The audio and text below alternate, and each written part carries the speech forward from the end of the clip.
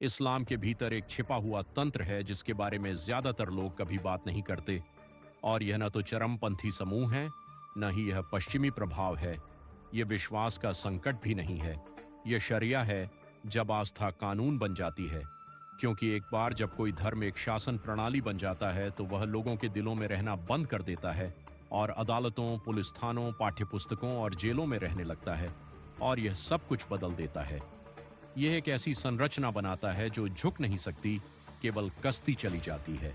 एक ऐसी व्यवस्था जहां आलोचना अपराध बन जाती है, जहां सुधार विश्वासघात जैसा लगता है और जहां आधुनिक दुनिया सिर्फ अलग नहीं होती, वह एक खतरा बन जाती है। और यही जाल है। 21वीं सदी में जीवित रहने के लिए इस्लामी समाजों को ढलना होगा, लेकिन ढलने का मतलब है यह स्वीकार करना कि व्यवस्था सही नहीं है। इसलिए इसके बजाय कई शासन अपनी पकड़ और कस लेते हैं और हर बार ऐसा करने पर वही पैटर्न दोहराया जाता है: निरंकुशता, भ्रष्टाचार, प्रतिभा पलायन, ठहराव और खामोश विद्रोह। यह इस्लाम का बाहरी पतन नहीं है। यह इस्लाम को भीतर से एक ऐसी दुविधा में धकेला जाना है जिसमें जीत संभव नहीं। इस वीडियो में हम इस व्यवस्था के मूल में मौजूद विरोधाभास को उजागर कर रहे हैं और यह भी कि जितनी कड़ी यह शुद्ध बने रहने की कोशिश करता है, उतनी ही तेजी से यह खुद को तोड़ने का जोखिम उठाता है। शुरुआत से ही इस्लाम अलग था। मोहम्मद सिर्फ एक पैगंबर नहीं थे, वे एक कानून निर्माता, एक न्यायाधीश, एक सैन्य कमांडर भी थे। उन्होंने मदीना में एक ऐसा राज्य बनाया जहां धार्मिक अधिकार और राजनीतिक शक्ति एक थे। उनके उत्तराधिकारियों, खलीफाओं ने इस जुड़ाव को जारी रखा। उन्होंने सिर्फ प्रार्थनाओं का नेतृत्व नहीं किया, उन्होंने सेनाओं का नेतृत्व किया, कर एकत्र किए, कानूनों को लागू किया। कोई अलगाव नहीं था। सीजर को वही दो जो सीजर का है, जैसी कोई बात नहीं थी। ईश्वर का कानून ही राज्य का कानून था। बस यही शरिया है। यह सिर्फ व्यक्तिगत धार्मिकता नहीं है, बल्कि यह हर चीज पर दिव्य अधिकार का दावा करने वाली एक पूर्ण कानूनी व्यवस्था है। आप कैसे प्रार्थना करते हैं, किससे शादी करते हैं, कैसे विरासत पाते हैं, आप क्या कह सकते हैं, आप क्या मान सकते हैं। और एक बार जब वह व्यवस्था स्थापित हो गई, उस पर सवाल उठाना धर्म विरुद्ध हो गया, उसे छोड़ना देशद्रोह हो गया। आज 80 से अधिक देशों में ईशनिंदा कानून मौजूद हैं। उनमें से ज्यादातर मुस्लिम बहुल राष्ट्र। उनमें से 13 में आपको अभी भी धर्म त्याग के लिए, आस्था छोड़ने के लिए फांसी दी जा सकती है। पाकिस्तान, सऊदी अरब, ईरान, अफगानिस्तान। यह सूची लंबी है। ये मध्ययुगीन अवशेष नहीं है। ये कानून अभी भी 2026 में सक्रिय हैं। लोगों को कैद किया जाता है, कोड़े मारे जाते हैं, फांसी दी जाती है, हिंसा के लिए नहीं बल्कि शब्दों के लिए, संदेह के लिए, छोड़ने के लिए। और एक बार जब आप वह पिंजरा बना लेते हैं, आप खुद को उसके अंदर बंद कर लेते हैं। क्योंकि जब आस्था कानून बन जाती है तो असहमति खतरनाक हो जाती है और सुधार असंभव हो जाता है। लेकिन पिंजरों को प्रहरियों की जरूरत होती है और उन प्रहरियों की एक कीमत होती है। आइए बात करते हैं कि क्या होता है जब आप प्रतिभा से ऊपर विचारधारा को प्राथमिकता देते हैं। जब आप यह तय करते हैं कि व्यवस्था के प्रति वफादारी प्रतिभा से ज्यादा मायने रखती है, नवाचार से ज्यादा, भविष्य से भी ज्यादा। ईरान ने यह सबक मुश्किल तरीके से सीखा। 1969 में अयातुल्ला खुमैनी ने सत्ता संभाली और तुरंत देश को एक इस्लामी गणराज्य में बदलना शुरू कर दिया। सांस्कृतिक क्रांति के लिए विश्वविद्यालयों को 1 साल से ज्यादा समय के लिए बंद कर दिया गया। धर्मनिरपेक्ष अदालतें खत्म, उनकी जगह इस्लामी न्यायाधिकरण स्थापित किए गए। महिलाओं की स्वतंत्रता अनिवार्य पर्दा कानूनों के तहत छीन ली गई। कला, संगीत, साहित्य सभी कठोर सेंसरशिप के अधीन कर दिए गए। नए आदेश पर सवाल उठाने वाले बुद्धिजीवी चुप करा दिए गए या इससे भी बुरा हुआ। रातों रात ईरान का शिक्षित वर्ग भागने लगा। डॉक्टर, इंजीनियर, वैज्ञानिक, प्रोफेसर, वही लोग जिन्होंने विदेश में पढ़ाई की थी और अपने देश को बनाने के लिए लौटे थे। आविष्कारक, पेशेवर, स्वप्नदृष्टा, जो कोई भी बाहर निकल सका वह निकल गया। और खुमैनी की प्रतिक्रिया, उन्होंने उन्हें रोकने की कोशिश नहीं की, उन्होंने उन्हें खारिज कर दिया। 1978 में उन्होंने घोषणा की, वे कहते हैं कि दिमाग भाग गए, वे शिक्षित लोग नहीं हैं और वे धोखेबाज दिमाग हैं। हमें उनकी सेवाओं और योगदान की आवश्यकता नहीं है। इसे फिर से पढ़ें। एक क्रांति का नेता, जो कथित तौर पर लोगों के लिए थी, सक्रिय रूप से अपने देश द्वारा पैदा किए गए सबसे प्रतिभाशाली दिमागों को अस्वीकार कर रहा था। विशेषज्ञता के प्रति वह तिरस्कार, यह तब से ईरान के पतन का कारण रहा है। अकेले 2007 और 2021 के बीच 150,000 से 180,000 वैज्ञानिक पेशेवरों ने ईरान छोड़ दिया। यह कोई धीरे धीरे पलायन नहीं है, यह एक भगदड़ है। इसकी कीमत उत्पादकता के नुकसान में प्रतिवर्ष अनुमानित 50 से 70 अरब डॉलर हर साल। इसे संदर्भ में समझें। अच्छे वर्षों में ईरान का कुल वार्षिक तेल राजस्व लगभग 60 अरब डॉलर है। वे प्रतिभा पलायन से लगभग उतना ही खो रहे हैं जितना वे तेल से कमाते हैं। लेकिन 2024 तो और भी बुरा था। एक ही साल में 110,000 और उच्च कुशल ईरानी विदेश चले गए। यह प्रतिभा पलायन नहीं है, यह रक्तस्राव है, और यह और गहरा होता जाता है। हाल के आंकड़ों के अनुसार इन अभिजात वर्ग के केवल 1% लोग कभी लौटने पर विचार करते हैं। 1%। कुशल प्रवासियों का वैश्विक औसत 7%। ईरान सिर्फ अपने सर्वश्रेष्ठ दिमागों को खो नहीं रहा है, वह उन्हें स्थायी रूप से अन्य देशों को उपहार में दे रहा है। अमेरिका को, कनाडा को, जर्मनी को, यूके को, उन देशों को जो ईरान के शिक्षा में निवेश से लाभ उठाएंगे, जबकि ईरान खुद सूखता चला जाएगा। विदेशों में रहने वाले 20% से अधिक ईरानियों के पास उच्च शिक्षा की डिग्रियां हैं। 1973 से 2019 तक ईरानी प्रवासियों की संख्या 5.5 लाख से बढ़कर 3.1 मिलियन हो गई, जो आबादी का 1.3% से बढ़कर 3.8% हो गई। 2007 और 2012 के बीच ईरानी आविष्कारकों द्वारा पंजीकृत 99% पेटेंट ईरान के बाहर रहने वाले ईरानियों के थे। नवाचार हो रहा था, बस ईरान में नहीं। हाल के वर्षों में ईरान के 25% विश्वविद्यालय प्रोफेसर छोड़ चुके हैं, हर 4 में से 1। स्वास्थ्य सेवा प्रणाली धीमी गति से ढह रही है। हर साल 3,000 नर्सें पलायन करती हैं, भले ही प्रत्येक को प्रशिक्षित करने में राज्य को लगभग $68,000 का खर्च आता है। यह सालाना $200 मिलियन से अधिक का प्रशिक्षण खर्च है जो देश से बाहर जा रहा है। अकेले 2022 में 6,500 डॉक्टर देश छोड़कर चले गए। 80% मेडिकल छात्र अब देश छोड़ने पर विचार कर रहे हैं। पायलट, ट्रक ड्राइवर, निर्माण श्रमिक, हर पेशे के लोग, सभी जा रहे हैं। यहां तक कि ईरान के ओलंपिक पदक विजेता भी।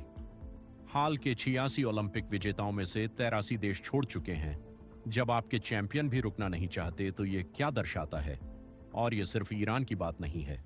पाकिस्तान, मिस्र, सऊदी अरब, अफगानिस्तान, जहां भी शरिया अपनी पकड़ मजबूत करता है वही पैटर्न उभरता है। प्रतिभाशाली छोड़ जाते हैं, महत्वाकांक्षी छोड़ जाते हैं, जिज्ञासु छोड़ जाते हैं। 30% ईरानी कहते हैं कि वे विदेश जाने का सपना देखते हैं। जो लोग छोड़ जाते हैं उनमें से 62% का कभी वापस आने का कोई इरादा नहीं होता। ऐसा तब होता है जब आप धर्म ग्रंथ को कानून में और असहमति को देशद्रोह में बदल देते हैं।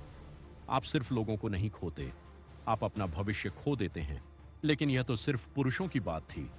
तब तक इंतजार करें जब आप देखेंगे कि महिलाओं को मिटाने पर क्या होता है। अगस्त 2021, 20 साल बाद तालिबान अफगानिस्तान में सत्ता में वापस आया। 2 दशकों तक अफगान महिलाओं ने संभावनाओं का स्वाद चखा था। लाखों लड़कियां स्कूल गईं, महिलाएं डॉक्टर, वकील, न्यायाधीश, संसद सदस्य बनी। फिर कुछ ही हफ्तों में यह सब मिट गया। 12 साल से ऊपर की लड़कियों को स्कूल जाने से प्रतिबंधित कर दिया गया। महिलाओं को विश्वविद्यालयों, ज्यादातर नौकरियों, पार्कों, जिमों, यहां तक कि ब्यूटी सैलून से भी प्रतिबंधित कर दिया गया। उन्हें पूरी तरह से ढका रहना अनिवार्य कर दिया गया। उन्हें पुरुष संरक्षक के बिना यात्रा करने से मना किया गया।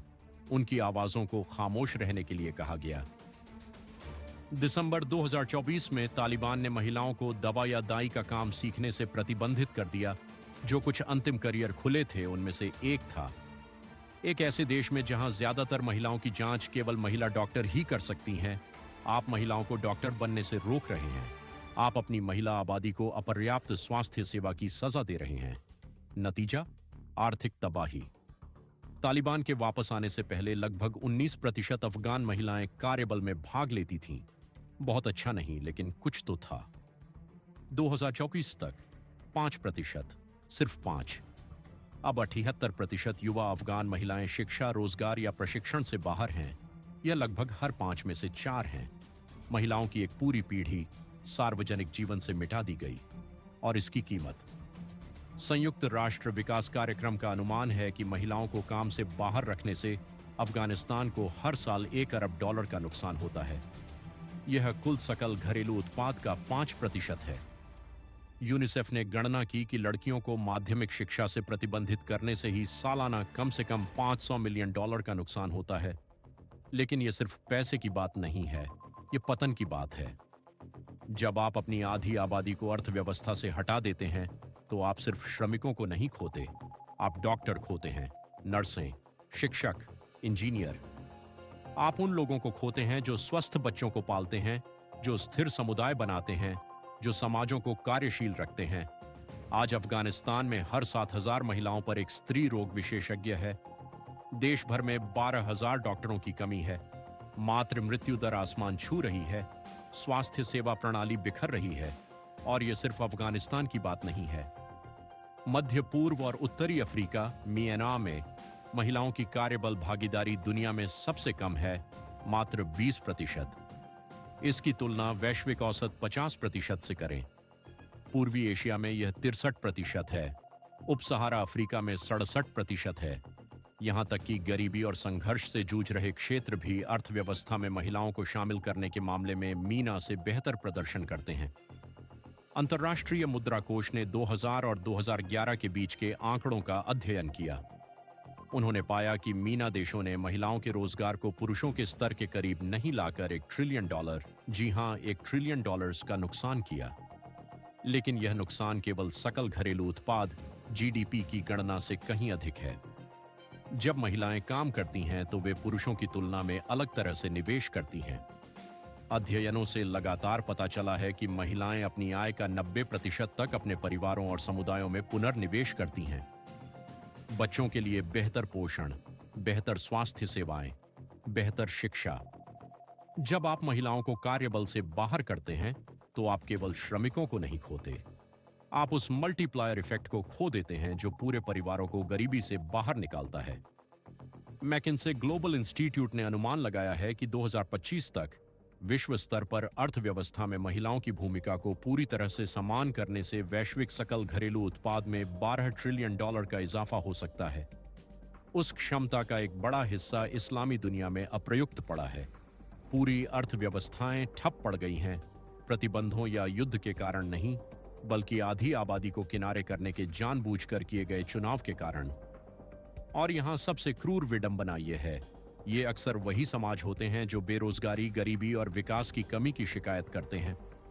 मीना में युवा बेरोजगारी विश्व स्तर पर सबसे अधिक है, लेकिन जब आप एक हाथ पीछे बांधकर लड़ रहे हों तो आप क्या उम्मीद कर सकते हैं? आधी कार्यबल गायब और अर्थव्यवस्था पतन की ओर बढ़ रही है, क्योंकि यह सिर्फ प्रतिभा पलायन और लैंगिक बहिष्कार ही नहीं है, कुछ और भी है जो व्यवस्था को भीतर से सड़ा रहा है। भ्रष्टाचार। जब आप इस दावे पर सरकार बनाते हैं कि वह ईश्वर के कानून को लागू कर रही है, तो आप एक खतरनाक भ्रम पैदा करते हैं। प्रभारी लोग मतदाताओं, अदालतों या संविधानों के प्रति जवाबदेह नहीं होते, वे केवल ईश्वर के प्रति जवाबदेह होते हैं, जिसका सुविधा के अनुसार अर्थ है कि वे स्वयं ही व्याख्या करते हैं। कोई जांच नहीं, कोई संतुलन नहीं, कोई पारदर्शिता नहीं, कोई जवाबदेही नहीं, और पूर्ण शक्ति यह पूरी तरह से भ्रष्ट कर देती है। भ्रष्टाचार के मामले में ईरान वैश्विक स्तर पर सबसे निचले 30 देशों में आता है।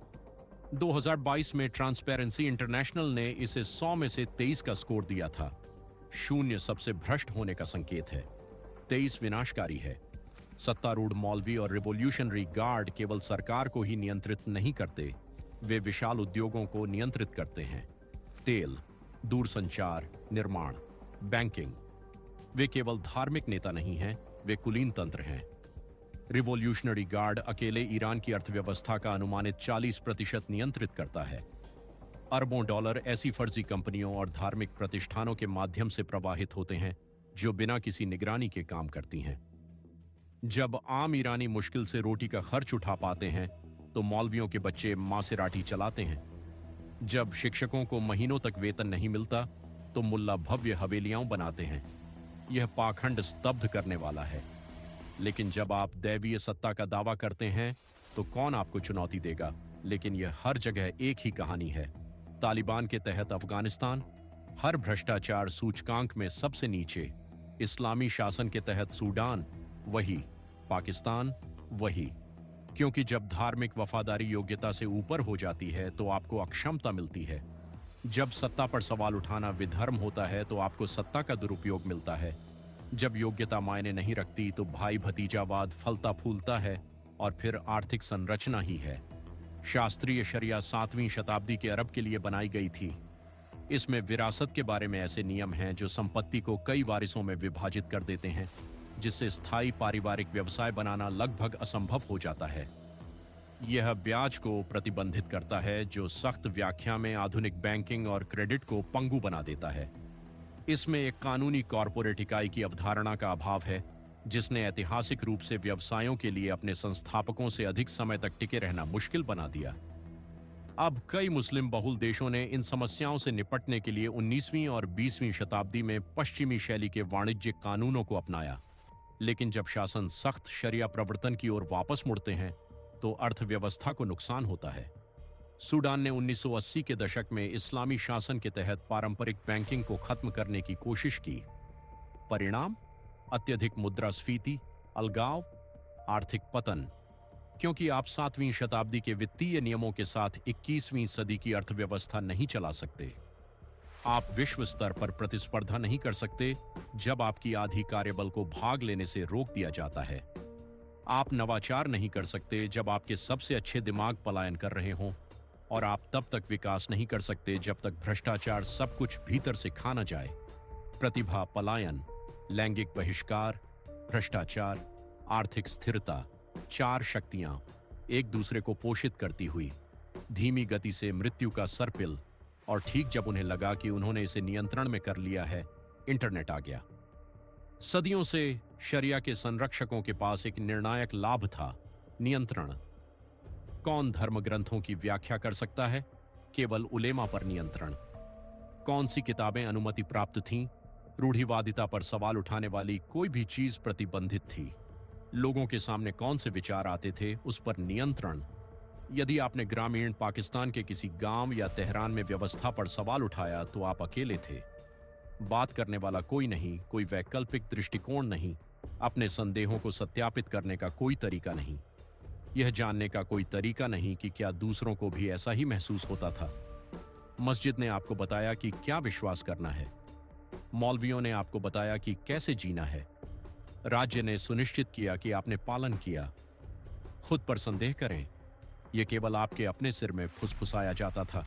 लेकिन फिर 1990 के दशक में सैटेलाइट टीवी आया, फिर internet, smartphone, social media, encrypted messaging, VPN, इस्लामी इतिहास का विश्लेषण करने वाले यूट्यूब चैनल, सबरेडिट्स जहां पूर्व मुसलमान कहानियां साझा करते हैं, पारंपरिक व्याख्याओं को चुनौती देने वाले ट्विटर अकाउंट। और अचानक द्वार खुल गए।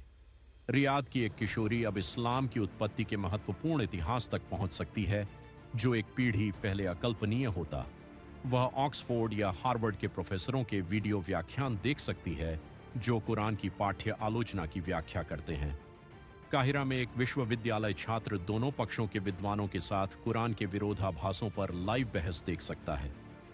कराची का एक युवक दुनिया भर के हजारों पूर्व मुसलमानों के साथ ऑनलाइन मंचों में शामिल हो सकता है, यह महसूस करते हुए कि वह अकेला नहीं है, पागल नहीं है, अनोखे रूप से शापित नहीं है। वे देख सकते हैं कि धर्मनिरपेक्ष समाजों में लोग कैसे रहते हैं, प्रचार के माध्यम से नहीं, बल्कि सीधे जुड़ाव के माध्यम से। वे अपनी स्वतंत्रता या उसकी कमी सी की तुलना दूसरों की स्वतंत्रता से कर सकते हैं। वे सवाल उठा सकते हैं, सुरक्षित रूप से, गुमनाम रूप से, और वे ऐसा कर रहे हैं। अरब बैरोमीटर, जो मध्य पूर्व और उत्तरी अफ्रीका में जनमत को ट्रैक करता है, 2006 से धार्मिकता को माप रहा है। यह बदलाव भूकंपीय है। 2013 में 8% अरबों ने खुद को गैर धार्मिक बताया था। 2019 तक 13%। यह नाटकीय नहीं लग सकता है जब तक आप यह महसूस नहीं करते कि यह सिर्फ 6 वर्षों में 62% की वृद्धि है, और यह समान रूप से वितरित नहीं है, यह युवाओं में है। अरब युवाओं के बीच गैर धार्मिक के रूप में पहचान करने वाले लोगों का प्रतिशत उसी अवधि में 11% से बढ़कर 18% हो गया। ट्यूनीशिया में ऐतिहासिक रूप से सबसे धर्मनिरपेक्ष अरब राज्यों में से एक 46% युवा अब कहते हैं कि वे धार्मिक नहीं हैं, लगभग आधे। लीबिया में 36% खुद को गैर धार्मिक बताते हैं। अल्जीरिया में संख्याएं बढ़ रही हैं। मिस्र, मोरक्को, जॉर्डन जैसे गहरे धार्मिक आबादी वाले देशों में भी युवा धार्मिकता गिर रही है। लेकिन यह केवल व्यक्तिगत विश्वास के बारे में नहीं है, यह भरोसे के बारे में है। धार्मिक नेताओं में विश्वास तेजी से गिर रहा है। 2013 में अरब देशों में लगभग आधे लोगों ने कहा था कि वे धार्मिक अधिकारियों पर भरोसा करते हैं। 2010 के दशक के अंत तक 40% और कुछ देशों में गिरावट और भी तीव्र है। इराक में धार्मिक नेताओं पर भरोसा 2012 में 42% से घटकर 2019 तक सिर्फ 12% हो गया। 12%। सूडान में 2021-23 में 57% से गिरकर 24% हो गया। फिलिस्तीनी क्षेत्रों में 48% से 26% हो गया। इस्लामी राजनीतिक दल, जिन्हें कभी भविष्य के रूप में देखा जाता था, हर जगह समर्थन खो रहे हैं। 2/3 अरब युवा अब कहते हैं कि उनके समाजों में धर्म की भूमिका बहुत बड़ी है। 5 में से 4 कहते हैं कि धार्मिक संस्थानों को सुधार की आवश्यकता है। यह वास्तविक समय में हो रहा एक भूकंप है और शासन इसे जानते हैं। वे कार्रवाई कर रहे हैं। सऊदी अरब ब्लॉगर्स को गिरफ्तार करता है। ईरान हिजाब के बिना वीडियो पोस्ट करने वाली महिलाओं को कैद करता है। मिस्र ईशनिंदा कानूनों के तहत नास्तिकों पर मुकदमा चलाता है। पाकिस्तान ऑनलाइन इस्लाम विरोधी सामग्री की तलाश करता है, लेकिन यह झाड़ू से समुद्र को रोकने जैसा है। हर प्रतिबंधित वेबसाइट के लिए 10 नई मिरर साइट्स उभर आती हैं। हर जेल में बंद कार्यकर्ता के लिए 1000 और लोग गुमनाम रूप से अपनी बात कह रहे हैं। वीपीएन, टोर ब्राउज़र, एन्क्रिप्टेड सिग्नल चैट। जानकारी पर एकाधिकार अब नहीं रहा और यह वापस आने वाला भी नहीं है। 2019 में बीबीसी इंटरनेशनल के एक सर्वेक्षण से पता चलता है कि 13% सऊदी ने निजी तौर पर खुद को नास्तिक बताया। इस्लाम के जन्मस्थान में यह 10 लाख से अधिक लोग हैं। ईरान में 2020 में स्वतंत्र सर्वेक्षण में पाया गया कि केवल 32% लोग ही खुद को शिया मुस्लिम बताते थे, जो कभी लगभग सार्वभौमिक था। उससे यह बहुत कम है। दीवार में दरार आ रही है और हर कोई इसे देख सकता है, जो हमें अंतिम परिणाम की ओर ले जाता है। इस्लाम एक असंभव विकल्प का सामना कर रहा है। पहला रास्ता, सुधार। यह स्वीकार करना कि शरिया, जैसा कि पारंपरिक रूप से समझा जाता है, आधुनिक समाजों को शासित नहीं कर सकता। धर्म त्याग और ईशनिंदा कानूनों को रद्द करना, महिलाओं को पूर्ण समानता देना, मस्जिद को राज्य से अलग करना, धर्मनिरपेक्ष कानून की अनुमति देना, धार्मिक मामलों पर खुली बहस की अनुमति देना। दूसरे शब्दों में, मौलिक रूप से फिर से कल्पना करना कि आधुनिक दुनिया में इस्लाम का क्या अर्थ है, समस्या क्या है। यह मुख्य दावे पर प्रहार करता है। रूढ़िवादी मुसलमानों के लिए शरिया ईश्वर